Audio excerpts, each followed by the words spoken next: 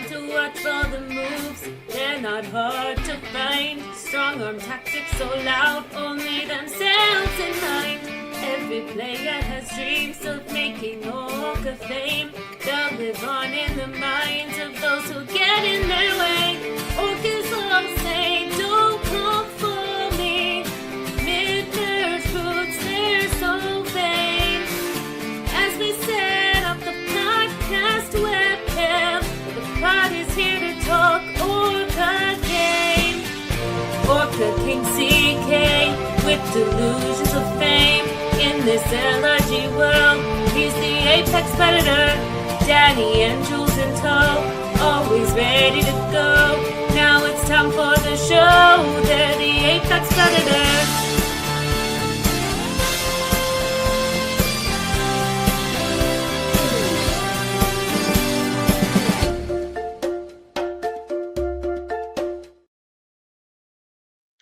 Hello and welcome to the Orca Pod, the Apex Predators of Australian Survivor LRG podcasting. Here we are coming to you for episode 6 of Introverts versus Extroverts. It's a hot season. Things continue to heat up. He may have cooled last week, but he's back to join me this week. Let's welcome the Bounty Hunter. We're getting all his takes on last episode and this episode. Let's bring him in with the drums. Ghost himself. The ghost of Orca's past. Hello, CK. For those listening at home, I still haven't recovered. In the pre-show chat, CK called me disheveled, depressed looking, disgusting, all these beautiful, beautiful terms. So it isn't disgusting. It was implied. I like the beard. I think the beard looks good. I think it suits you. But you know, the beard with the hair looks a bit underdone. You look the hoodie, it's a little bit disheveled. It's like a standard smart self. So what happens when you don't show up for a week? You just like lose control of your life. If you don't have the Orca Pod to live for, what is there bother getting out of bed for? And rejoining us after many weeks. She was last seen on the podcast where audio was a mess and she just like noped out of it halfway through. We thought it was our audio, but it was her audio. We figured that out when she left. Noped out of it. But I don't know if you've been following Loz on Facebook, Marc, but she's been to Exile Island. Here she is at Exile Island. It's the martyr approach. Tell me that's not an amazing photo. Yeah, no, her trips looked really fun. We bring her in. That's about the martyr approach. Unbending, unyielding, unmoving, unbreakable. I can't remember the rest. There's one more, right? Oh, there was more. It went on and on and on. Yeah. For those in the chat that are not absolute Survivor, like nutbags, that's Coach's speech from probably the greatest Survivor. Called the martyr effect. Incredible speech. Yeah. Incredible in reality TV. And this just has that look completely. Yeah, that's a great photo. I didn't take it, obviously, because I'm in it, but it's a great photo. I have it. Yeah, no, I love it. And absolutely, I did nope out because the audio was just like shitting me to tears and whatever. Anyhow, I'm back. I was going to say, this is a great look. I love your tattoos. They look incredible. You should be auditioning for Australian Survivor with this sort of look. Oh, because I haven't done that before and been rejected. You don't like your tats? I love your tats. They look great. Thanks. I'm not auditioning again. I'm done. You're good. Well, the show's probably going to get axed, but won't get axed is our Australian LRG community, which we can talk endlessly about because it doesn't cost the money they have to pay Channel 10 or whoever it costs things. So here we go. Max got the rest of it. Immeasurable, immovable, unbreakable. So for those who've been away for a few weeks, at the very start of the show, we now do the revitalized Walsh. Let me get the music going.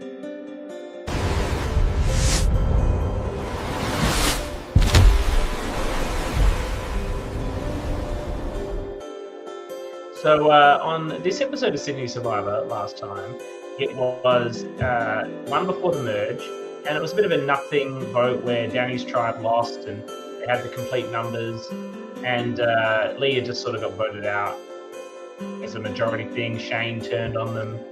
It could have been. It's one of these episodes that we went on about in our coverage of what it could have been. Shane had 2 idols and an extra vote, so he could have played all sorts of fun games from the minority with that bag of tricks and did absolutely nothing interesting with it. So it's a bit of what could have happened and didn't happen on Survivor Season 1. What about this episode of Survivor Season 2? What are your thoughts, Mark? Let's go to Loz, actually. What are your thoughts, Loz? Sorry, what was the question? Was this episode last time on Sydney Survivor in Season 1? So we're comparing Season 1 to Season 2. Yeah. Like, okay, is this right. Sorry, is I it got better lost or a worse? little bit there. And the music was very loud and meditative, so I wasn't quite sure. Too loud? Okay, keep it down. A little bit too loud. Look, I think there was an amazing move in this episode, and then there was some really like crappy dumb moves in this episode, and I'm not really sure where I sit. Somewhere in the middle where could have been amazing, but wasn't. Yeah. Mark? So yeah, as I messaged in the prod chat during that spiel, it was so loud. I was just trying to like not crack my face, and my computer is like cooked at the moment. It's like literally, I've got a nerdy gamer PC, and it's like exposed and half open. And I was like, is there something in there that is like making this sound deafening? So I was not paying attention. I thought this episode was a bit of a nothing burger, and it's like the big story beat is Mac ditching his old tribe, which is essentially now one person, when he probably would have gone home if he didn't do that. So yeah, I don't know. That's what I think is the incredible aspect of this. Let's talk about the moves that were made first. Isabel, in all her Brommy nom glory, feels the need to give this to Mac, actually give it to him reasonably subtly, actually passes it quite effectively without most people knowing, which is pretty good for an orca, and then tells him to play it immediately, even though Mac isn't in, look, and we can talk about what might have happened moving forward, but the perception of us as the viewer and Belle at that moment, Mac is not in immediate danger. No. Why is she telling him to blow up his game like this? Because it's all about Isabel all the time. That's like, it. You just look on Mac's face. Like she said, read it All now, read about it. And he's Isabel like, all the okay. time. Oh, okay, apparently I'm swapping tribes. Like, that's not a great outcome for Mac right now. No, it was an awful move. It put him in a position where he jumped into a decision without any thought. It doesn't benefit Isabel. It doesn't benefit Mac because they're about to merge anyway. She's going to be back with her bestie or whatever it is. It was, to me, it's just a no-brainer that hang on to it. You don't need it. But it's Isabel wanting to do something to say that she did something because she's bored over on Introverts and no one's listening to her. So here we are now. Now Mac's target that was already large is now 3 times as large. And come merge, who's everyone going to vote for to get rid of?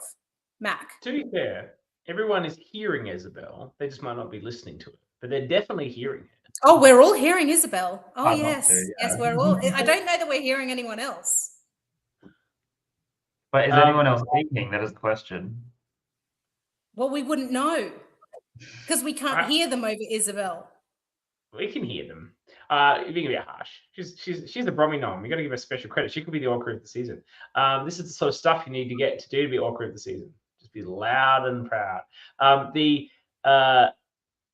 I agree with everything you said, except that I think handing it to Mac on this episode so that he could play it on the next episode, if that was required, I think is a good move. I think getting it to Mac to save himself, should he see it being needed. But that's not what happened. She gave it to him and told him to play it immediately. So that was the move. The move was hand it over, play it. Had she handed over and said, hang on to this, see what happens, different move. Yeah. Well, I like to postulate all the moves and rank both the real ones and the hypothetical ones And the one that we're talking about is the better move that she didn't do. Mark, how would you feel if an ally of yours shoved this down? If you were playing over in Backyard 5, the bounty hunter's got a big target on him. Your ally gives you an advantage, says play it now, because presumably you think you have to play it now, and then it makes you the bigger target than you already were. Just knowing how strong this tribe is and how likely they are to win the next immunity, even if there is another one, I probably would play it, right? Because when you get down to 3 people, that's when I flip the 4-person tribal, 3 in one direction. I was like, I could have seen people making a move on Mac at that tribal council, right? So I probably would have played it. Okay, interesting. So you support Isabel's move of forcing, press ganging Mac into doing this? I think she should have given it to him, she potentially wanted to play it for herself if they lost another tribe. Yeah. So I'm saying not giving it to him earlier. I support her giving it to him. I don't know if I support the proclamation back at Purple Camp as soon as they got back to camp about how it all happened. I thought that could have been done more subtly. Oh, I have this incredible secret ally who's just so in my corner, and she's just going to do everything to keep me safe in the game, and I'm just so lucky and protected in this game. But I'm just telling you all of this because why are you telling them that? Why would you say that to them? I mean, they don't like you. They want to vote you off. And now you're talking about how you've got this amazing ally potentially coming back from Edge of Extinction. I mean, that's another reason to cut you even quicker. Oh, you mean Isabel? I've got Mac. Nat's going to come back from Edge of Extinction. She's sending me advantages. You're all gone. You mean this announcement? The Aussie play, perhaps? You tell everyone you game just for no reason? Just give them, lay it all out. The Aussie move. Yeah, just go confess to Aubrey. Look, I think there's a world where Mac goes back to camp, is chummy with Beck, and I know Beck wrote Marissa's name down in the previous vote, but she's got to find that idol regardless. And I think with that idol, there's a strong chance she goes for Mac, not Marissa. Yeah, this is a great point that I want to talk about. Now, I think that Isabel put Mac in a world of danger here, but did she end up saving him? We won't know until Beck ultimately appears on the show what Beck would have done with that idol. But I feel she would have idled out Mac. I don't think so. I think, but you got to remember that Mac hopped all the votes from everyone back at Purple, so she's going to come back to Purple. If she's like, I got him out, I'm the one that took out that threat, that's going to ingratiate her back with her tribe more so than knocking off Rissa. However, I will put this to you on a self-preservation basis. If Beck is playing the optimal game with all of the information that we have, and I think she's a pretty good read of the tribes, Marissa remains the best vote because if you go to another challenge, you've got Shane and Mac. They're both pretty good at the challenge. And if you lose, Shane and Mac are likely to potentially just turn on each other more than Mac and Marissa would turn on each other, or Shane and Marissa would turn on each other. Shane's worried about Mac. Mac's a player. He doesn't fully trust Shane. That is the time that Beck could potentially get one of them to flip on the other. I think especially Shane on Mac. So the best strategic move is actually to idle out Marissa if she had all that information, if she was aware of that. Do you guys agree with that? Is that your read of the play? Shane and Mac would go for each other? Yeah, I think if what I'm thinking is if anyone but Mac got the mutiny and was taken away, Mac tries to work with Beck 100% because he's wanting to do what he's doing now, which is start getting connection from Purple. It's just kind of funny that no one at the introvert camp wants to talk to him at all. Yeah, I don't think Mac would have gone. And I think if Mac's in camp, there's every possibility that Mac finds that idol, not Beck anyhow. I mean, we can't say that she's absolutely going to guarantee. I mean, I wasn't there, so I don't know where it was or, whether it was put right in front of her as she walked into camp or whatever happened. I don't know. But you add Mac back into the mix, I think there's every possibility he finds that idol. The outcome is Beck goes out, or the outcome is that Mac keeps doing what he was doing, which is tries to work with Beck. And I think Shane could potentially have walked on this one. I think he could have. I think if Mac had been there, Mac, Beck, and Marissa could have taken out Shane. I think there could have been different outcomes. I think Marissa was the safe play because I think threat-wise, she was moving forward a much bigger threat than Shane.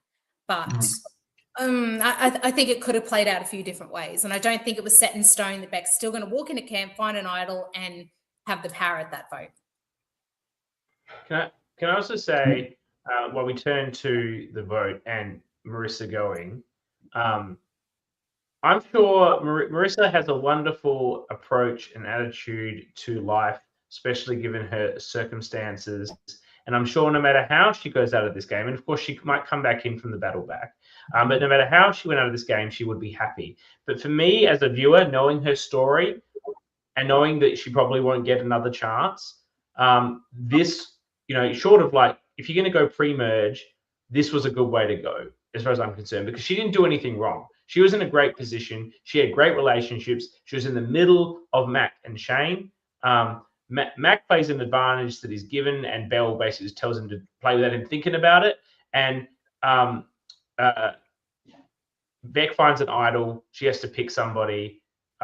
She picks Marissa for, I think, like Shane's put a lot of, I guess Marissa could have put more work into Beck because Shane's put a lot of work into Beck to sort of protect that relationship and protect himself. But I don't think she'd walk away with this, assuming she doesn't get back in, with too many regrets.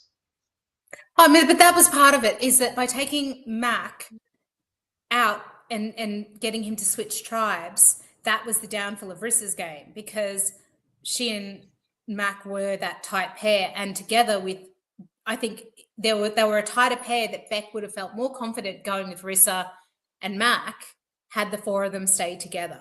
So in a way, I think Isabel giving that mutiny advantage to Mac, basically telling him you have to play it right now, him mutinying, and then leaving Rissa on her own where the relationship wasn't as strong with Shane and wasn't as strong with Beck, she wasn't going to be okay. And I think that was that was a combo of Isabel and Mac, and I almost felt like they sacrificed her a little bit to save themselves.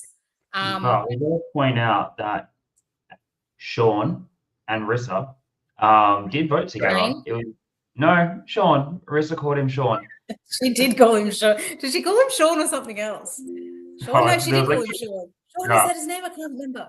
Anyone who sits with someone for 5 tribal councils and still calls them the wrong name is a bit of a queen, so we have to acknowledge that. we stand Mel. And the great Anna Amy saga. It's why we all carry the names written on a piece of paper with photos now to show the contestants, just in case they forget. I know you've been to watch the last. I know you've been to watch the last couple episodes, Loz, while in transit. But I actually think by this point, Shane was much closer to Rissa than Mac was. Shane was constantly talking to Rissa about when they need to get Mac out. Rissa was talking about getting out Mac in a prior episode. None of them are feeding that information back to Mac. I think Shane and Rissa were closer at this point. I mean, look, matter of opinion. I don't know. And look, maybe we'll hear differently. To me, on the outside, it looked. I think Shane likes to think he's closer to everybody and maybe surface level, but I feel like he's, an expendable part of, every person's kind of game. And, yes, he might think he's really close with Rissa. Yes, he might think he's really close with Beck, but I think they'll cut him and would cut him whenever it's suited. Whereas I think longer term, the Mac-Rissa relationship was a stronger, longer term relationship. Can I jump in? One thing I didn't like about Beck's approach these last 2 episodes, she made the comment like, once we get back with the purple people, I'll try and work with you as long as I can. And I was like, oh, that's like she had nothing to offer. She was offering nothing. But like just saying like work with you for as long as I can, that was basically like, yeah, I'll promise you 10th or 9th place, like anything else. Save me, but I'm not really going to do anything in return. But just save me anyway. Yeah, I think Beck had nothing to offer, and I think they took I think that was obvious. I think that everyone accepted that Beck had nothing she could really offer. And without that idle play and without Mac, leaving and opening the door for her to find it, it could have been a very different outcome. So how much of a faux pas was it for the Purple Tribe to not throw this challenge? I don't think they don't care about Beck. This is the thing. She doesn't even want to go back there. Tim's already alliance and he's on the bottom. But in order to get to merge and have power, I think they do have power. I know, but being in the faction that controls the vote, right? If you get this pre-merge tribal council done now, you're coasting into merge with we have the solid group. They still haven't worked out the solid group over. It's not solid though. That's the point. Is none of them are confident as a purple cohesive unit. I wouldn't. I think I wouldn't have thrown that challenge. Absolutely no way. They were so divided. It was a 50-50 split in that first tribal council. This is not a cohesive unit. No, there's a cohesive group. Again, we've had a lot of podcasts to catch up on the story. The group that's very solid is Tilly, Tyrone, Chris, and Maddie. That's a really solid 4 that's formed. Yeah, but that's not a solid purple 4. Why? And why would you throw it? What is the benefit of throwing a challenge? They don't know what Isabel's got, and who are you going to take out? Tim? But they don't know what Isabel. Yeah, but do you really want to go into merge this Raw? The merge group was a shit show. They're not, to me, they haven't even tested. You say it's this solid 4. Nothing is solid until you've tested it at Tribal Council, which they haven't done. That group is the group that was supposed to vote for Morgan. Oh, no, Oscar's in that group too. So there's a group of 5. Oh, you said Maddie. It's not Maddie. Maddie's come over from X. Maddie's joined them. Maddie joined them. So but that's never been tested. Yes, she hasn't been tested. But the group that was supposed to vote for Morgan is Oscar, who did vote for Morgan, Tyrone, who voted for Morgan, Tilly, who voted for Morgan, and Chris, who was supposed to vote for Morgan but thought he was voting for Amber and got confused. Tilly was voting for Amber. Chris thought he... I'm making the Amber joke. He voted for Joe, but he thought he got the wrong message from Tilly. He meant to vote with Tilly. Tilly kept saying Amber. Yeah, I know, I'm making the joke. But she accepts this position. Maddie is with them for the moment, but Maddie is the most cutthroat player in the game, so you can't really trust her. Yeah. No, exactly. So where is this solid? There is no solid alliance. I'm not saying they should have thrown either. I don't see the point. They're not with Beck. Why save Beck? Beck's nothing to them. Beck's probably more in with Mac, Shane, and Marissa than she was with you guys. You voted on the opposite side at the first tribal, and then you swapped. And she's been with them for longer. And no one is feeling that solid. I mean, you only throw a challenge if you are 100% certain of your position in the game. And I don't think anybody is. Introverts can't possibly, the Purple Tribe can't be because they haven't been to Tribal Council. I'm allowed to be a fan of television, and seeing this happen isn't great television. I'm just saying, Mark, I would throw a challenge to save an ally, save someone that I thought was a number for me. But I would never throw a challenge to save someone who, on the only vote of my original tribe, voted on the other side to me. Why would I save that person? I get what you mean from a TV point of view, but there's the only vote you ever had, you were against each other. I'm not saving that person just because we had the same starting color. It was just such a piss weak vote, though. There wasn't lines in the sand. It was confusion and avoidance. Which is exactly what I said right at the start. The introverts would do. Sure, but I'm not saving that person. They voted against. And those lines are so murky still. And wait till we throw all these extra players into it and watch how murky it gets. What extra players? There's just the original starting introvert tribe. That's we're about to merge. We're about to merge. No, there's another episode coming. For merge. We're talking about the decision they make in that episode. Well, so then Orange loses again, and Beck goes this time, and this this is okay. Well, I'll talk about that in a moment because it's next week. But I think I don't like production's decision. But we'll get to that in a moment. So I want to talk about two things. Should Beck have Rizzo'd up this idol? I've got an idol. I'm going to play it and then not play it. I like that she didn't tell them. I thought that was class. That was cool. I didn't think it was a power move. I thought it was a power move would have been to pull it out and go, all right, you guys don't want to work with me? Cool. Well, guess what? Now you have to. So what are we going to do now? Yeah. And I would have, because now she's got no loyalty from Shane. Like at least it might have given both Shane and Rissa a better chance to plead their case, to work out what the future could look like, to come up with some other ways forward. But instead, we got nothing. But did Shane and Rebecca on opposite ends, and it wasn't power. Shane and Rissa didn't want to fight. That's the thing. They didn't want to fight each other. So she pulls out the idol and forces them to fight each other. I think that drives Shane further away from her than how she did it, which is, hey, self-preservation. Like I let you guys work together, but I'm just saving myself rather than forcing them to have a dogfight. I think what you're saying might have ruined the relationship more than it helps it. Actually, great point from Mac here, from a strategic sense as well on this issue. Flaunting the idol doesn't help because Beck has the ultimate decision anyway. Best to still put 2 votes on her, because even if, let's say I'm Shane and I go with Beck, I'm going, okay, you and me are going to vote for Marissa. I'm afraid of your idol. All good.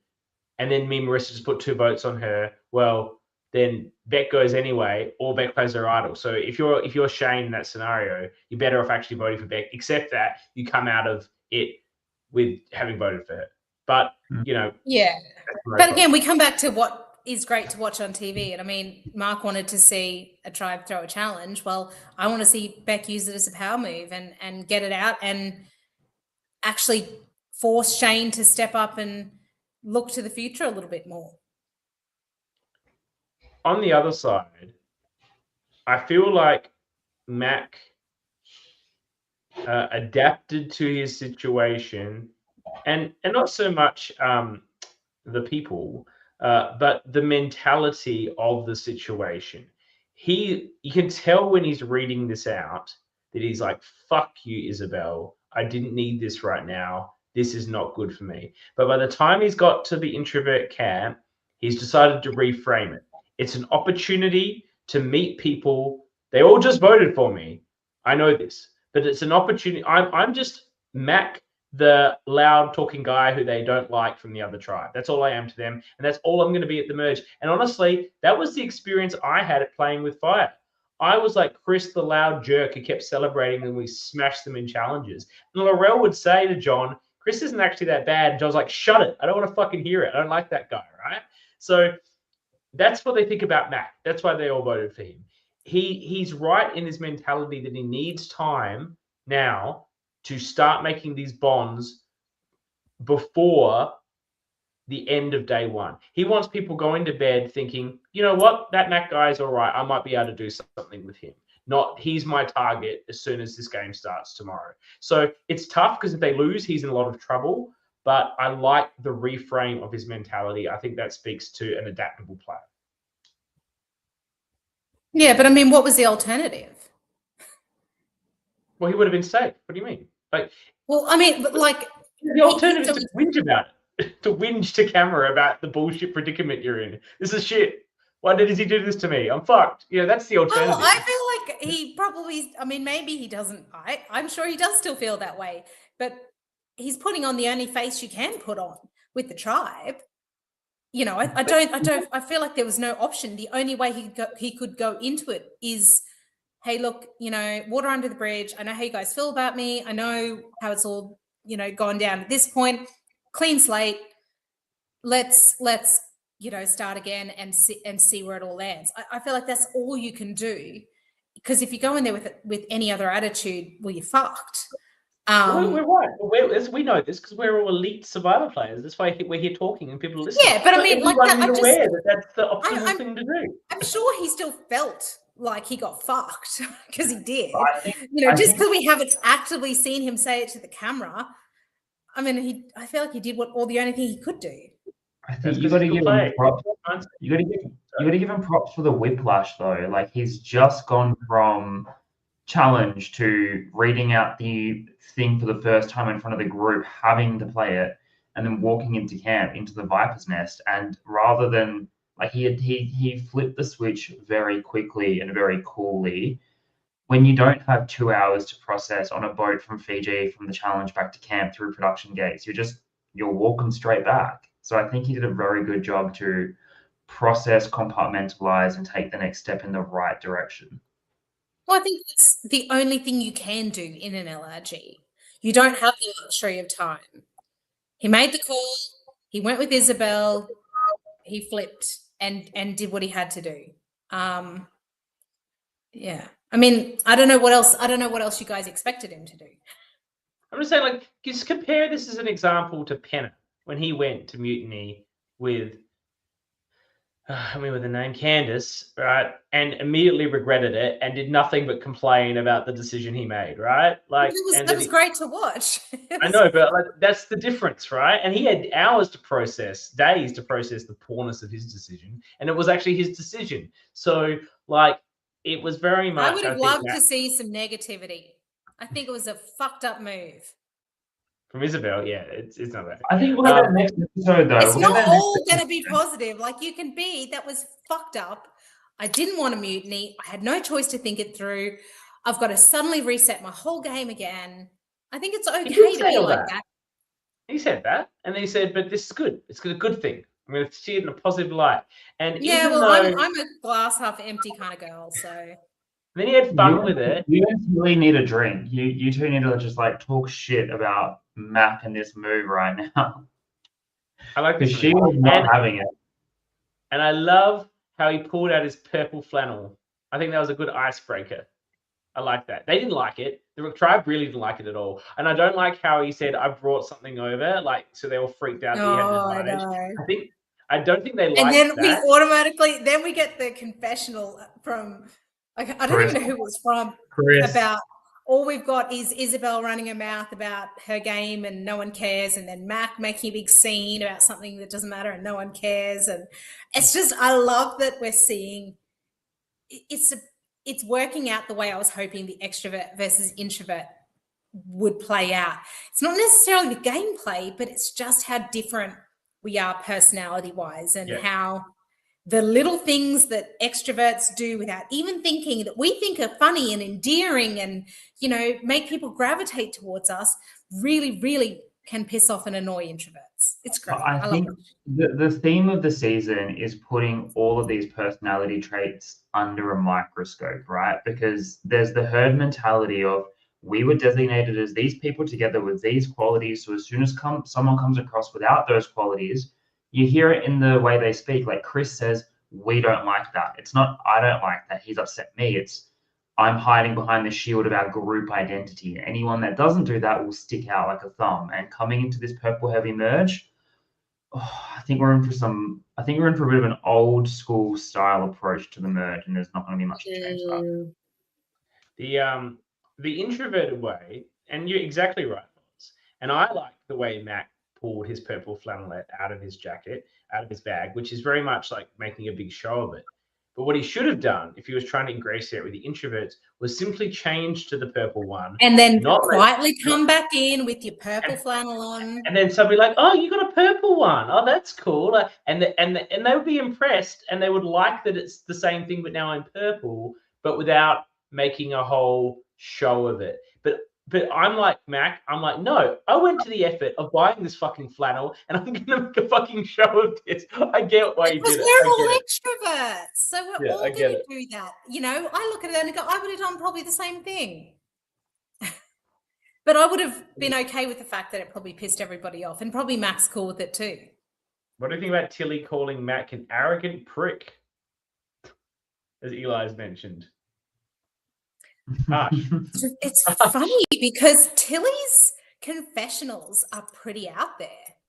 Like, she's pretty ballsy and out there and arrogant in her confessionals. So, but again, it's maybe less showmanship in that she's not doing it in front of a group. But I think Tilly's pretty arrogant behind the scenes. So, Mac Mac could do some good things here. I think Tim is up for grabs. I think Mac knows Tim is up for grabs. He's got a pretty good lowdown on the introvert structure, as messy as it is, from the conversations they've had with Beck. Tim is someone that needs an ally. Tim and Mac are the sort of guys that look like they would like bro down, right? And if Beck makes it, then that's someone they can group up with. Like, Absolutely. yeah, there's good opportunities for him here. Yeah, for sure. I don't think this has done any damage to Mac's game. I think it just killed Rissa's game. Yeah. And Mac's more likable, I think, longer term than Isabel. So it's potentially done damage to Isabel's game, but I think Mac's going to be fine. That's a scale. That's a scale. Like, if you're sitting on a jury, like Evo and like Max, like, oh, I like that guy, I want to vote for him. Isabel is going to struggle to get votes from the introverts at the end of the game, no matter what sort of merge game she plays. She could play the best strategic game of all time. She'd struggle to get votes from them at the end. But I don't think the introverts will take her to the end simply based on the fact that they don't like her style of play. But she could sort of Philip Shepherd her way there. I don't think the introverts are going to be on board with that at all. I think they will get rid of her simply because they don't like how loud she is. They don't like how arrogant she is. Whereas Mac, I think, has a real, like, he's really, people connect with him more. You can turn around and go, he's an arrogant prick, but he's charming. Whereas Isabel, I think, is just so much more brash that it puts, I would see that putting the introverts off more, and they would keep Mac over Belle. I think Philip Shepherd wouldn't have made the end if Boston Rob wasn't protecting him the whole time. Correct. I mean, and that's the thing. And we don't have a Boston Rob right now. Yeah. So yeah. This group of introverts doesn't like being bossed around or told what to do. And I feel like Mac has proven himself more adaptable. Like, when Belle's backed into a corner, she will push another plan out, whereas Mac will fall into a trap. Okay, whatever you want, whatever you need, you tell me. What do we think about the dynamics of Mac and Isabel? Isabel described him like they are the greatest like survivor alliance of all time. They are so tight. They're so connected. It's her best friend from 10 years ago that she's never been separated from. And I think Mac's a bit like, yeah, we're together. like it doesn't feel balanced, right? Like, I think Isabel's so starved from people that actually want to be around her. I'm not. So getting Mac back. Risa said it in the episode, and that's all I have to say. What did Marissa say? What did you say? Risa said it, and that's all I have to say about it. I don't remember what she said. I watched Well, then you'll have to go back and watch it. But that's what it's about. I definitely think that Isabella is like way more into the Mac alliance than Mac is. Mac is into any alliance that gets him through. Obviously, we're not arguing that they're not number ones, but it's definitely. Well, apparently, Mac, it is his number one, his clear number one. He says. There you go. Yeah. Okay. But he doesn't say that. Is this the quote? I think she's got the hots for him. Is that the one you mean? No comment. I think the difference I've got the hots for Mac. I got the hots for Mac. Yeah. Mac's got like, I don't blame Isabel one little bit. Mac's got like number one, and then looking at the 2s and 3s and 4s. Bella is just like number 1 spot Mac, number 2 spot Mac, number 3 spot Mac. But like, there's nothing else in the diary. If I was playing with Mac, it'd be that to me too. I'd be swooning all over him. He's got this amazing hair. He thinks half the cast. Danny said, I don't know if I missed this at the beginning, but Belle clearly put the introverts off either more. Yeah, that's what we talked about. The show, the Aussie move to announce her entire plans about her relationships with Mac and Nat over at the Edge. It was not the smartest move. Is there anything else from this episode that you guys want to talk to? I don't think there's really much for Mac's wife also has the hots for Mac, which is nice to hear. I thought the challenge was brutally placed when you're looking at the tribe composition dynamics. Like, surely you have a backup challenge that you can run that is not. It felt like disabled elder abuse. Like, it just didn't feel fair. I don't like how it wasn't gender balanced. Why is this not a gender balanced challenge? I'm pretty sure I mean, the risk run two anytime guys. there's a tribe swap is that you're going to end up with a really unbalanced tribes, and it makes for really shitty, boring watching, and it makes for really shitty, boring playing when you're being crushed and you can't do anything about it. And I do think that from a production perspective, there needs to be some behind the scenes adaptation to ensure that it evens up the playing field a little bit, because nobody opts or chooses to get fucked in a tribe swap. I love you stuff out and you end up where you end up. And I mean, if it's going consistently bad and bad and bad and bad, like I said, it's doing nothing for gameplay. You've got, a bulk number of introverts over on Purple who've only been to tribal once. We're not seeing any gameplay or alliances properly develop or be tested. And we're obliterating a tribe of interesting people for no other reason than they got screwed in a swap. And I agree, Mark. Like, pick a different challenge. Like, do something else. I think this tribe started out as an unathletic tribe in a swap. It had Mac, it had Deo, Beck, Morgan. Morgan is a very fit woman. Shane is in good shape for his age. The only person in this tribe that was perhaps weak on fitness is Marissa, because she's suffering from a significant illness. Like, they did it to themselves. They chose who they voted out. I don't know that it was about. They didn't vote out anyone who was particularly strong. It wasn't an obvious. It wasn't like in Uncharted Waters where Danny took out every alpha strong person. It wasn't that at all. And I think taking into account the loss after loss after loss after loss after loss, that does things to your psyche when you're going to tribal. I also think the starting extroverts are on paper physical health and fitness at a lower level than the starting introverts, right? So Absolutely. It was already it was unbalanced to begin with. At the starting ones were not balanced. I agree with that. Yeah. But I do strongly feel that the extrovert swap tribe was in a good physical position, and Morgan and Dave at this point in the game, if there was a backup challenge ready, this is when you pull out a backup challenge. Like, I did a variation of this in Melbourne where it was on the beach and you did it in the water. And this girl in my tribe had a broken leg. And I was like, you are not running this challenge. I will do it for you. And she was like, no, I want to participate. And I was like, your leg is broken. You're not running. Why is she still in the game with a broken leg? It was like a hidden injury situation. But I think there needed to be a variation. Maybe you run a series of one-on-one, so Shane can run by himself, Beck can run by herself, Matt can run by himself, and it's like a chat. Do you know what I'm trying to say? Like, not the whole group going at the same time, because as soon as it was the group on group, we knew what was happening at Tribal Council. Yeah. And the fact that half of the other tribe has sat out, like they've all been sitting out challenges for the last however many challenges as well. I don't know. I just think it's boring. I just think it doesn't add anything. I think when one tribe obliterates the other in challenges. I think you can get surprised in Hot Pursuit. Things can happen. It's my favorite challenge. It's my favorite challenge since the Misfits. When has it ever gone against? In Palau, when the Misfits won, it was incredible. They were not the Misfits, though. They were nowhere near as fit as Stephanie and Abraham and James and Bobby John. Like, they were all way fitter people than Kobe and the dancer and Gray. Gray was fit. The old dude. There's like an old dude, Willard or something. Fit people. They were fit people.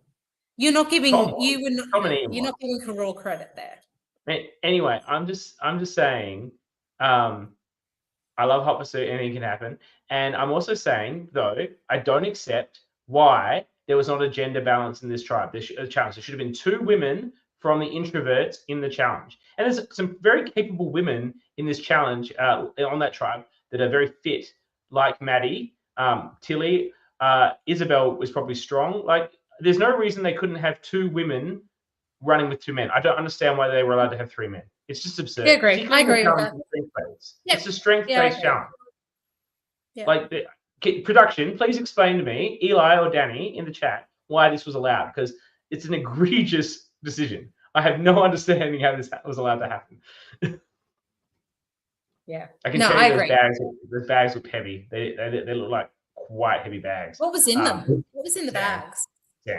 Sand, but they look very heavy. Mac sort of grimaced at the weight, so you can tell that it's probably a pretty heavy bag. Because Matt's hero. You might have rectified it for season 3. It's just a weird decision. I don't know how this was allowed. I don't know how anyone stood around and thought this is a good idea. I mean, that's awesome for season 3. Like, it sucks though if you're in season 2. But if you're Rissa, you're fucked. Yeah, Rissa dropped out straight away anyway. She just couldn't do it, obviously. And that's understandable. And so then it was down to 3. But the other thing showed 3 guys running around. 15 kilos. Yeah, from the look of it, I'd say so. Do we have anything else from this episode? Too long ago, you don't remember? Sure. Well, it was an egregious decision. The extra bag that Mac immediately had from Marissa. And, you can't expect Marissa to run a challenge like that. But I also don't expect them to build challenges around someone's particular health condition. If you choose to come on the show, then you've got to face the downsides of No, do better. I don't know. It matters. Production have the power to adjust. I mean, everything's flexible in the game. It's always flexible. Twists are flexible. It all plays out in different ways, and that is a moment where production can go, this is getting boring, this is unfair, this isn't an even playing field, the outcome is guaranteed, let's mix it up. Okay, we don't have to know about it as viewers. That's the whole point of having production, is that they have the power to do that. There is a line between manipulating the game to benefit someone and changing the game for the best outcome, right? Yes. And having backup challenges that are more balanced, that are more equal, is a good change. Yep. Suddenly removing something, like if you plan to put in like an idol in the game in round 6, you can't just stop that because it's looking unbalanced. But making a challenge which is meant to be 50-50 equal to any group be shifted. And we know that they do all of it. I mean, we know that idols turn up and advantages turn up when they weren't going to otherwise and things like that. And I just think when it's clearly unbalanced and the outcome is we know it's going to lean a particular way, there is flexibility. The cast don't know what the challenges are. The viewers aren't going to know what the challenges are. At least just even it up. That's all. I'm not on board with the injury. Look, I think on a balanced situation, Sydney Survivor has a history, and we haven't talked about this yet, so we need to talk about this, and this is a good lead-in, has a history of making allowances for special people, because, Christy's going to walk off your fucking show if you make her eat meat, so let's just let her eat some fucking muesli, which almost killed her. But, they have a history of bending the rules. I think that the best solution here, backup challenge, I think you guys are being a bit ridiculous on that. I think the solution was to say Marissa has a pre-existing condition and cannot compete in this challenge. It's 3-on-3, 2 guys, 1 girl, introverts, pick your people. That's the solve. Easy done. And, they let Christy eat whatever she wanted. And I know they didn't want the Australian Survivor winner to walk off season 1 if they forced her to eat meat or sit out of the challenge, lose the challenge deliberately as a result. But, if you can make a precedent for Christy, you can make a precedent for Marissa.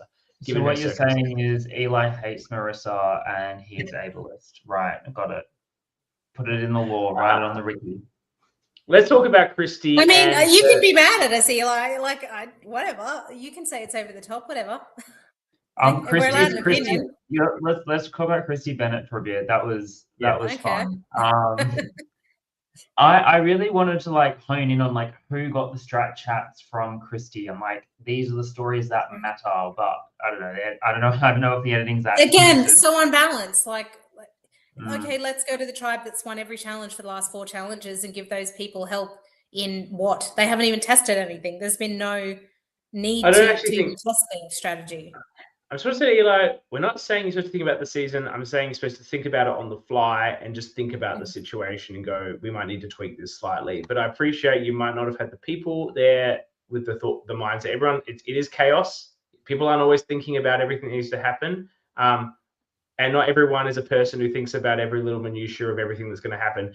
I'm that sort of person. And so when I was in Melbourne 4, I was thinking about all of this. But not everyone does that. Not everyone has that sort of person. I'm like a stage manager sort of person who's thinking about all this shit all the time. Not everyone is like that. But I'm not saying before I disagree with my fellow orcas on that. But okay, Christy, I agree this would have been a much better reward if the introverts had lost. I feel like no one really got a decent amount of time with her. It was too early in the game anyway. Like, it's pre-merge to me, it's irrelevant. I feel like if Christy just showed up and she said to the tribe, "Yeah, I'm a reward." Oh, what? So she wasn't even supposed to say she was a reward? She just like said that. That's pretty funny. That's to me, it didn't add anything to the episode. Christy for Orca of the episode, knowing that context, that she just rocks up. Yeah, she probably will be the Orca in the episode based on that. We'll look at the Brommy noms later. That's insane. And then they don't make a segment about it. I agree it's a bit early. It's still better than the Connor one from Canberra. Sorry, Canberra. It's better than the Connor one from Canberra. I don't the one-on-one chat. They're silly. Personally, like, I think the chat. It's a two-day game. Nothing. There's no advice. It doesn't make for good viewing. Who cares? Like, let's just focus on players. I think Christy. Yeah. I don't know. It's good to bring out your Australian Survivor alumni. It's fun. You know, it's pretty good. If you've watched Australian Survivor, which I haven't. And do you know who else hadn't watched Australian Survivor? Oscar. Oscar's like, who the fuck is this chick?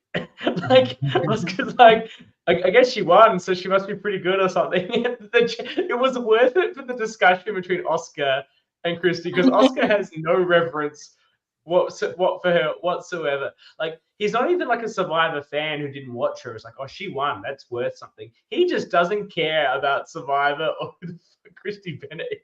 He's in that chat with her. He's like, oh yeah. That was the best one. The Oscar Christy Bennett chat was the all time. I like that one the most. All right. Let's queue up. He's backstage. He's off screen, but I hope he's around. I'm going to bring in the cinematic.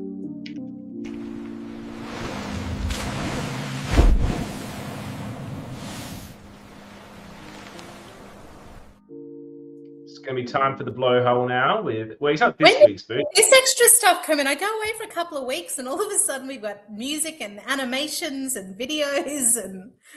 We're top tier, baby. We're fresh. It's like a whole new game. It's the time for the blowhole with this week's boot. Now, this week's boot was actually last week's boot, but we spoke to Ian last week, of course, who is officially the first boot, and Deo is the second boot by consequence of the edge of elimination process. We've had differing views on Deo on this show, and it's good that you're here, Marc, to finally be put to the test. I'm sure he's got some opinions about your opinions. You may look even more disheveled after this interview, but I think that Deo played a really strong game. I like that he played big and strong from the beginning. I think it was fair for him to believe he was in a strong position. He then got put in a bad position. He got turned on, and I think that he did everything he could at that swap position to make a different outcome. Apparently, he convinced Beck to basically tie it up, just couldn't convince Morgan. I think that was actually their best move, especially Morgan, who got booted next. But I think he was hustling from moment one, and not everyone does that in an LRG. A lot of people just chill back. They chill. And what do we like? What do we think of the show? The chillers are boring. We like people that hustle. This man hustled. Let's bring him in.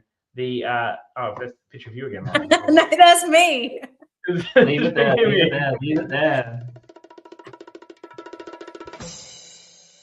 Why is it not coming in? Hey guys. Hang on, can you guys hear me? Hey. Hello? What's going on? Sorry. Oh my God. This is a disaster. This one. Yes. Welcome. There we go. How you guys doing? Good.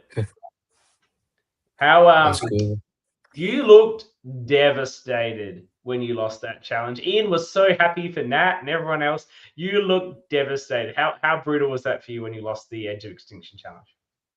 Yeah, I was devastated because we were out there for like at least half an hour, and I think I was the first one to get my crate knocked off. So I was just sitting down in the sun with the flies, stacking all those dominoes. I think I must have stacked them like maybe at least like 10 times. And then sometimes the wind would just knock them off. Or so yeah. So when I lost, I was like, damn it. It's all good. Yeah, that's the game. Do you have an irrational hatred of dominoes now? I don't think I've touched a domino since then, to be honest. So yeah, it's probably subconsciously I hate dominoes now. Tell us about your game and the moment that Ian was voted out and you realized that Maddie and Shane had flipped on you. How shocked and surprised, did you have any inkling that was going on? How shocked were you?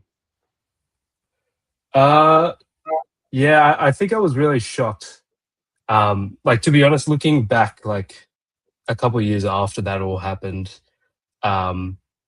I think in the moment I should have known that like people were planning behind the scenes. And like for context as well, I barely watched like a full season of Survivor. I just watched Survivor when my parents have it on the TV. So I kind of came into the game just kind of wanting to just mess around and just try to make big plays. So yeah, in hindsight, I probably should have known that people were gonna do other things. So I think I felt pretty like betrayed when people didn't go with my vote. But like looking back on the whole season, I'm like, yeah, of course they're gonna choose the best option for themselves. But then I think I just took that very personally, and then I just decided to just go, all right, all or nothing. I'm gonna be the first one to say, Dare, your intro video, I thought, oh my God, like I don't know if you watched Uncharted Waters, the Melbourne recent season, but I thought we were going to have a repeat where we had a player who just came in, didn't know the game, didn't really care, would just see what happened and would just cruise through. And you did the opposite of that. You came in absolutely like balls to the wall, and you played really, really tough straight away. And I think, I mean, for me looking at it, Ian was your downfall. Talk to me about, because I've missed the last couple of weeks as well, because I've obviously not been here. So talk to me about what it was with Ian and why that connection happened and why you thought the game for you was going to be tied with Ian. So to be completely honest, I think when we got those dies, those shot in the darks, Ian was like, oh, I'll hold that one for you. And he put it in his drink bottle. And then I don't know why, but I just proceeded to be like, yeah, sure, whatever. And then from that moment on, I think that was like within the first couple of minutes of the game or whatever, he had my die in his drink bottle. So I think that kind of like made me tied to him in a way. So, and then when he got voted out of the game, I was shocked because not only was he voted out of the game, but my die was out. So that's why in like that next episode, everyone's like, oh, why didn't he play his shot in the dark? It's because I didn't have it anymore because he got voted out with Ian. But yeah, like looking back on it, like it's been so long, but I think when it came with Ian, I don't know why I stuck with him. Maybe because, yeah, I'm not sure. It's probably because of that reason. Because I saw you have so much potential and you had a better read on the game than I think you even gave yourself credit for. But you went along with what you thought, as from what it seemed, you went along with what you thought was what you committed to, which was the Ian kind of alliance, and it kind of led you astray. I still had hope when it looked like after the tribe swap that they were going to flip on you. I still thought maybe you could pull it out. Maybe the girls would go with you. So I'm bummed it didn't play out that way. Do you think, so you had Morgan convinced but not Beck? Was that how it went? Because I missed last week. Yeah, Beck, not Morgan. Beck was willing to go to the 3, but Morgan wasn't having none of it. Okay. And who was the target going to be? Had the girls gone with you? Shane. I think from memory, Shane or Rissa, I can't remember. I think, yeah. So it was like that close. Yeah. Look, Beck was more comfortable with it because she was planning on blowing her idol anyway, so she's going to be immune in a rock situation, which you can understand why Morgan is less concerned. But, you know, you pull the 3-3 and then you force the rocks and maybe someone flips. As someone who's not that big of a Survivor fan, were you across the strategy, across forcing a rocks on a 3-3 and who's immune, and then someone flips, or we just sort of throwing the dice at the wall, for lack of a better term, noting you didn't have a dice? I think I was just throwing the dice at the wall. I think honestly, if it did go to that split, I don't even really know how it works, but I think I still would have been voted out anyways. So it would have gone 3. This is the Yeah. move you were pulling off. It's a very effective move. It would have been a 3-3, and let's say they re-vote, right? And it goes 2-2 because two people are voting, but not the people that got votes. And then if you can't reach an agreement, the people that are not immune are going to draw rocks. But in your group, that's only one person because Beck is immune from her idol, and you're immune, right? So Morgan is now going to rocks, right? Against 2 people from the other tribe. So she's got a 1 in 3 chance of pulling the rock and going home. But if she pulls the rock, she has the numbers in this tribe for the next how many votes. So it's a real high risk reward for Morgan, but Morgan was the one really in danger in this scenario. And she's basically she's putting her game on the line for you, who she just met. So it's a tough sell for Morgan. Yeah, I think even during the day as well, when I was telling Beck and Morgan like about my plan, like I don't know, I think I was just convincing myself as well when I was saying it, because I was like, look, this is the best chance I've got really to try and make a play. But I was also thinking about the long term, like the couple rounds after, and like what it would look like if I was voted out. And like in the next couple of episodes, it didn't look out well for Morgan. So yeah, who knows? Yeah. There's a great conversation you had with Mac on this vote, because obviously you just voted for him on the prior tribal council with Ian, and you're trying to sell Mac that Shane is a snake. Is the bad guy. Yeah, because he snaked you, and Mac's like, yeah, he's your snake, but he saved me. He's like, your snake, but my angel. Do you see how that's different? Were you taking that in at the time, or were you just like, no, quiet, Mac, Shane's a snake? No, I sort of knew what I was saying to Mac. Like the logic in it was flawed, but I was just like at that point, because I had voted for Mac in the last tribal. Like I knew that he was probably going to be gunning for me, but what I didn't really know was that not everyone else was gunning for me. So I think if I was to play it differently, like I probably would have stuck with the extroverts. But obviously, when you're in the moment and you're kind of like panicking, or what do I do? Like my first thought was like, hang on, let me just try a Hail Mary and try to convince Mac. But obviously Mac was like, yeah, that logic doesn't really hold up, which I knew in the moment, but I tried my best.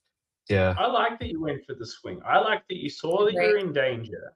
Like a different player scurries back up to Shane and Marissa and being like, I don't care that you betrayed me. I want to be with you guys. And we got a 4 and it's a 2 and it's all good. And, you can do that and it might work. And I think Shane was considering that if you went that way. But Mac's the sort of guy that's like, no, you voted me. You're going. I don't want you around here. And I think you appreciated that from Mac. You were trying to build the goodwill there, but it wasn't really possible because Mac's not having it.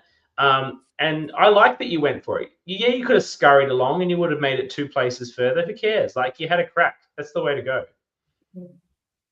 Yeah. I was also thinking from like an audience perspective. I'm like, hey, let's spice things up. Let's try, make a big play. Because if it did end up working, then it's like, oh wow, like that could have been potential material for like if I was to ever reach the end game, Yeah, you'd make it a long way. If you pulled that off, particularly if the whole rocks thing and whatever, if you got all of that, then you and Morgan and Beck are going to be fused together because you've gone through that crucible of doing that together.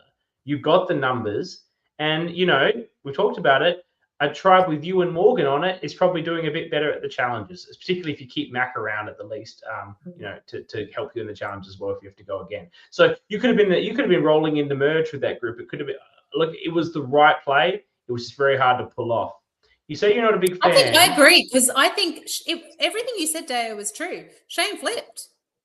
Yeah. Literally, when it came down to it, he was like, "Nah, I'm not feeling so good, so I'm just going to flip it over. And doesn't mean he'll do that again, because flippers flip and flip and flip. That's what they do.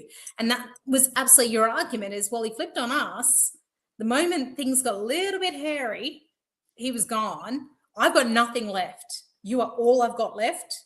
I've got nothing else to offer you but my life. You can take me out now. And even if you don't, I've still got nothing but you. And so I think it was a very logical and reasonable game, like played move to make. I think it was the right move you could have done. And, you know, and potentially could have been a game changer.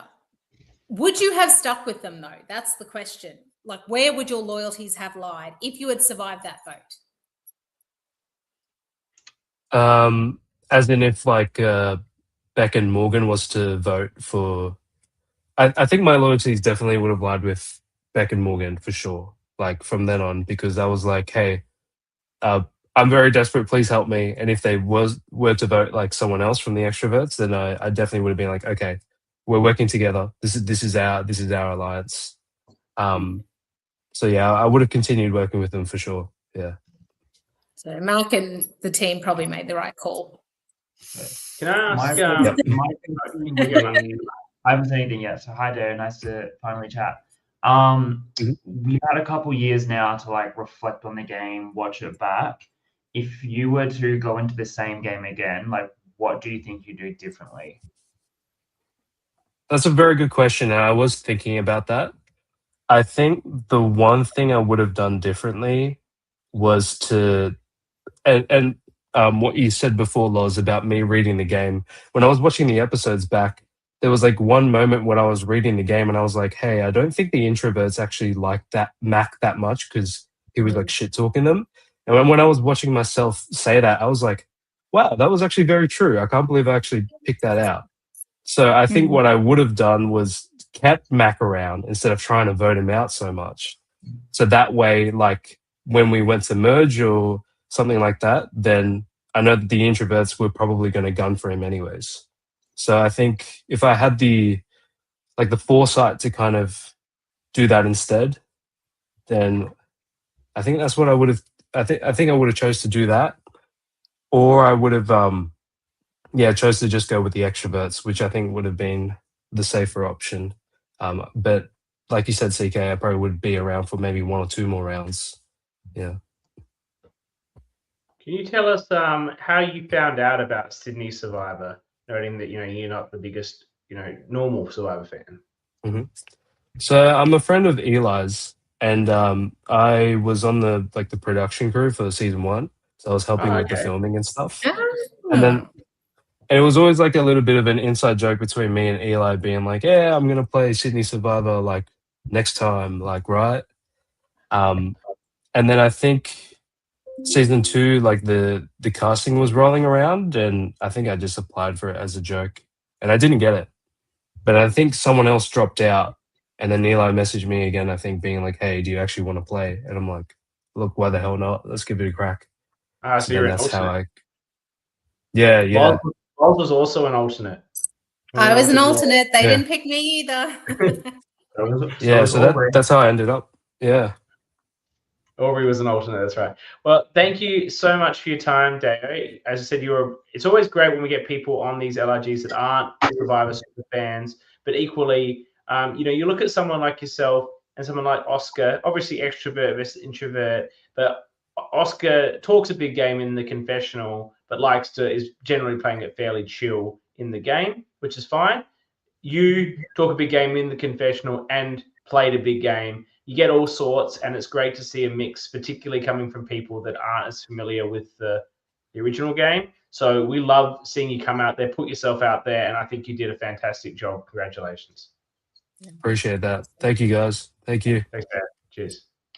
Okay, so now we've got 2 little segments to close out the show, and of course, actually, Loz, do you have an episode title complaint segment, or you're not prepared for that? No, because I did all this in the airport in between, I don't know, a flight. I've done a lot of flights. 2 days ago, I left Cape Town. Then when I went to Johannesburg, and then I flew to Perth, and then I flew to Brisbane, and then I flew to Port Moresby. And I'm not actually I don't even remember which airport or when I watched the episode. So We I have no appreciate you time. being here. We moved it to Tuesday so you could make it, and I appreciate you must be. I got home to Port Moresby at 7:30 this evening. And got on the podcast at I 9:30. dumped my bags and had a That is shower, and commitment. here I am. There's commitment. Okay, so you don't have the episode title. That's all good. But we do have I will next time though. the Brommy nom. Now, I'll give you guys a recap on who has the Brommy nom so far before I go to the new video package, because you know there's another video package coming. This one's the best yet, don't worry. I'm getting better at my AI prompts. The Brommy, we had episode 1 was Ian, episode 2 was Tilly, episode 3 was Isabel, episode 4 was Nat at the Edge, and episode 5, finally the prince that was promised, ring a ding ding, Mac Daddy's the king. Did Mac get his first Brommy? Let me pull up the video and then we will determine who is the Brommy for this episode. Brommy nom, who gets the Brommy nom? Elite. You need to go to jail for wasting energy resources to produce. Oh no! Oh my god! Can we talk about this? It's Elite. Far. Is this a good what the fuck, Danny? I'm just no. How do you have that on the screen and like someone walk into your room who doesn't know about this LRG podcasting bullshit and they just see these chanting orcas in What's rows? the religious aspect to it? And why? It's a choir. It's like a choir singing.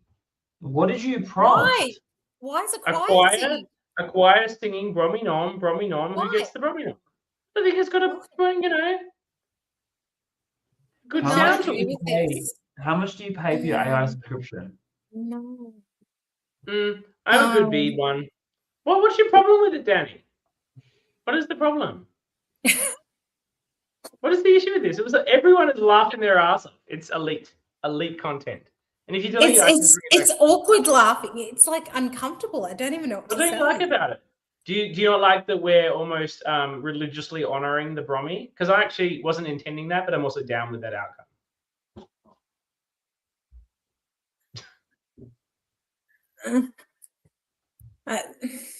Yeah, Mac's a fan.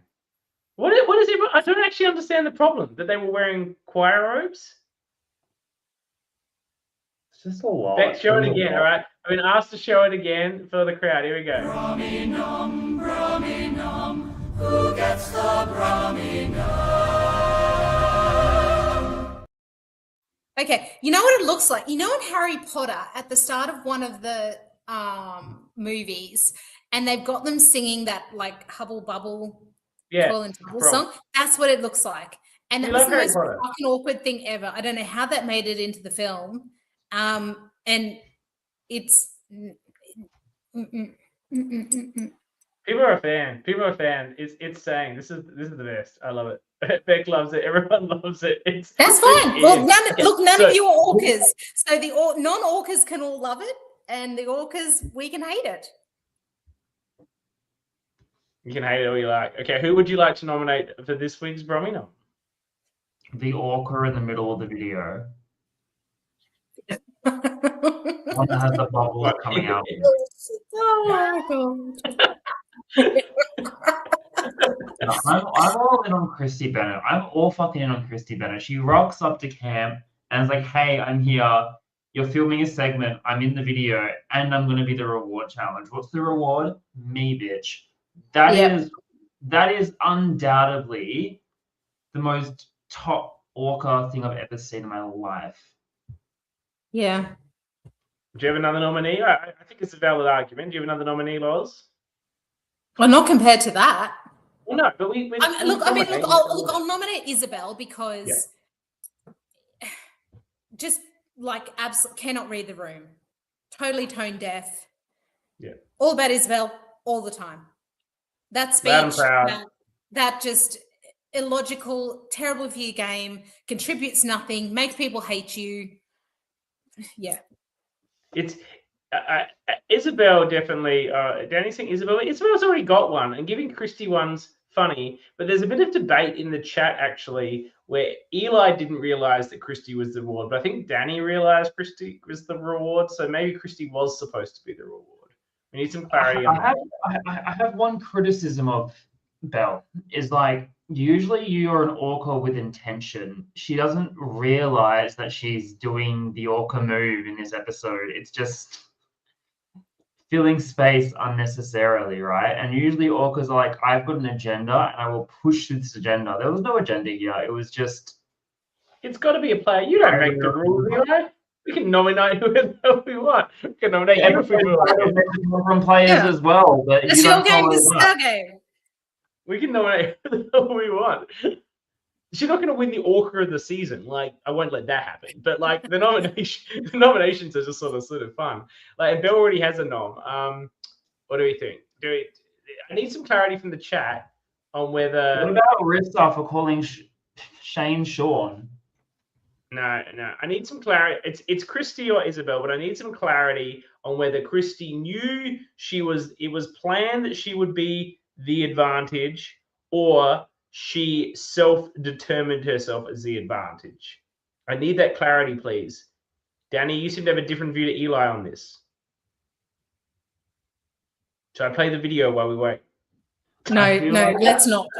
I feel like we can award it to Christy, like with clarification on whether or not she was in the document as a reward. And if she was not in the document as a reward, it goes to Belle. Yeah, I'm done with that. We'll get the clarity after the show. Let me know after the show if Christy was in the document or if Christy made herself the reward. I need to see a line. I need to see a line in the production document that says "Reward challenge Christy Bell." Okay. I'm gonna need more information on this, Danny. Did Christy get there and say, "Hey, maybe I should be the reward"? Like Christy told the crew this. Then I'm still giving it to Christy. Then I'm still Orca. She was not in the document, and if it was her idea, which I think this is the way this is going, Christy Bennett is the Orca Brommy nom of this season, of this episode. Congratulations to Christy Bennett. You can join the choir of the Orcas. Not a place any of us want to be. The choir's amazing. I don't get the cape. I love it. Anyway, thank you. Look, I just think you're jet lagged, to be perfectly honest. Next week, you'll be well slept. And you'll look at this and go, what was I talking about? This was amazing. CK. Don't be rude. I'm jet lagged and I'm on fire. And Mac, I hate everybody and everything. So this is just how it goes. You just have only seen me once. And the choir sucks. Well, respectfully, it doesn't. Now, thank you. We should all sing an auto-tune akin to you. Thank you to everyone who's with us tonight. What a great show. You thought it wasn't going to be much of an episode, but this turned into a great show. Lots of arguments, lots of debates, a lot of orcaisms between the three of us. Good list. And from the comments, the chat was alive. We loved having you here. All your comments, it was fiery from you, between each other, between us and you and us. Fiery as. We love that. Thank you for Deo coming on. Thank you, Marc, for pulling himself of whatever hole he was lying in before he got up for this. Thank you to Lots for jet lagging away across the world to be here with us. 10 planes to be with us on the podcast. That is a commitment that is so deserved. Oh, the predictions. Thank you. We've got the predictions. Well, have you guys seen the next time? I'm not. Probably. Yeah. Look, I'm not going. I don't think we can actually actively predict this because anything could happen, and I don't like this decision by production. But let's not debate this. Let's not debate this this week because we're already at hour 20. But they decide to throw in another swap before the merge, as opposed to letting it either go down. Oh yes. They saw people in other colours. Yeah, so let it go to 2 people or an introvert's vote. No, you know how I feel about this merge. People just want to make the merge. No, you can't do that. You can't change the schedule. Like the schedule already has. No, I know, but I think it's stupid, and I just think it's stupid. That's what's How stupid. many I don't care people what we are? happens. I think it's stupid. How many people They'll we be are? merging. They'll be merging down to 9, and then someone will come from the battle back to make a 10-person merge. Merge them now. You can't just merge them now. Why can't we just merge? I don't know why But- we have to keep swapping around. This was my 'Cause you- bugbear with Uncharted Waters. They merged too late. You need to have another segment like before the night ends to fit your schedule. I actually agree with CK on this one. I think if you planned the merge to be at 10 people with the 9 in the battle pack, you play to that. And I think swapping is the necessary evil right now. But what's the mechanic? Is it just a full-on swap, or is it like a? No, I think it's Weird. really a random swap. We'll have to It see. just fucks with players. Like it just.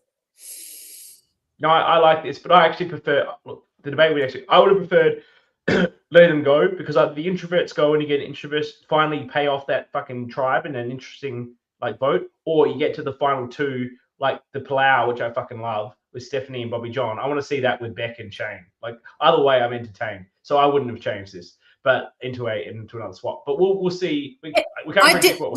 No, they are uneven, Eli. That's the point. Merge them. Like, what was the point in swapping You them can't now? merge them. You've literally can't like merge them. decimated an entire tribe. Just merge them. You can't merge them. You can't have Says a who? vote. What you want to merge and then have a vote and then have them sleep. Sure. Sydney's approach is to not merge them like before they go to sleep, so people can actually not strategize. It works You can reasonably well. control that by separating them. Yeah, the separation. I don't like that. I like the tribe being together. I think in the 2-day format, you kind of have to play to the production schedule of day 1 pre-merge, day 2 merge. I kind of agree with CK on this one for the format we're playing.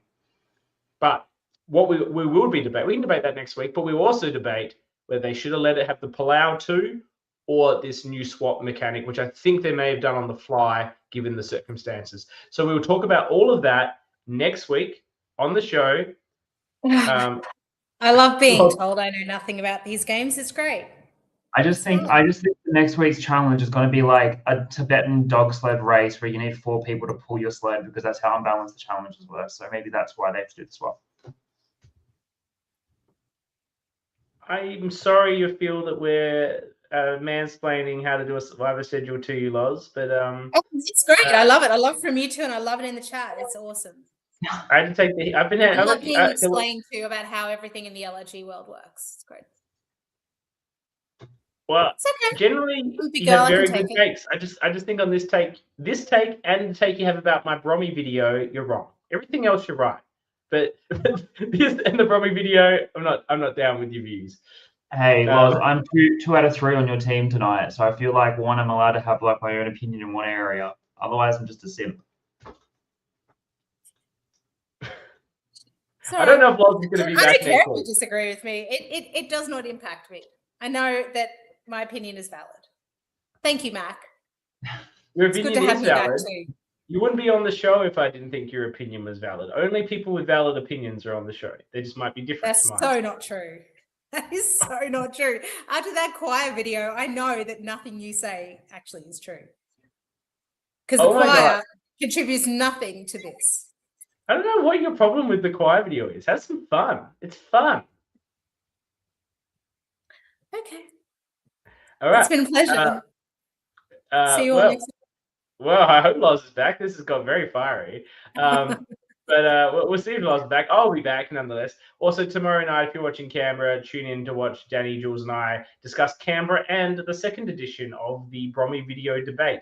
Thank you to everyone that joined us. Thank you, Deo. We will see you next week. Sydney airs on Thursday. Then we'll be back next week. And then there's a break for 1 week before merge. So we can all get a chance to cool off, and maybe I can make a different AI video that's going to satisfy my fellow orcas. Until then, we will see you. And are we going to dance? I don't know. We're leaving on some weird vibes. We can dance, I guess.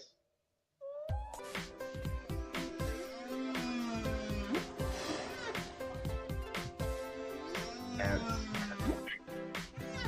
Thank you, everybody.